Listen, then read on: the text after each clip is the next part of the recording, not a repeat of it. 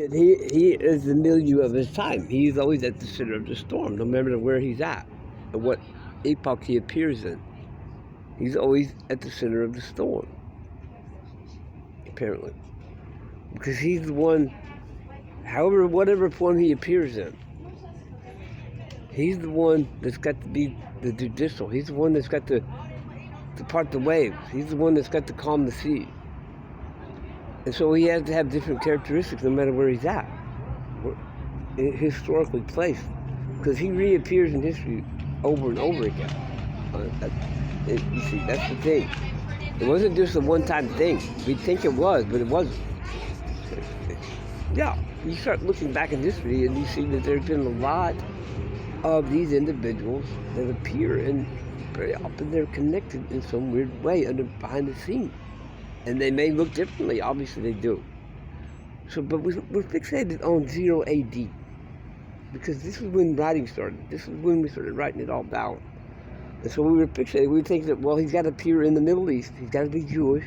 He's got to have a heavy beard. He's got to be beautiful, as he was, as you know that.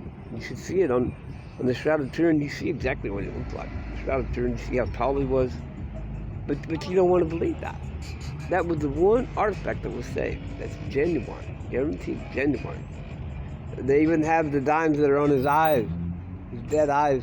They've even dated those. Tiberius, so it's 66 AD. So yeah, that's genuine him. All right, and look at him. Look at him. Look at him. Okay, he's got the face of a sportscaster. He's got a big booming voice, but his legs are kind of skinny. He's probably tall. He's probably normal for the people his age, the time he lives in. So he's kind of thin, but he has a big face. He has a big sportscaster voice, a booming voice that would be necessary for the crowd to hear him in those amphitheaters that they played in.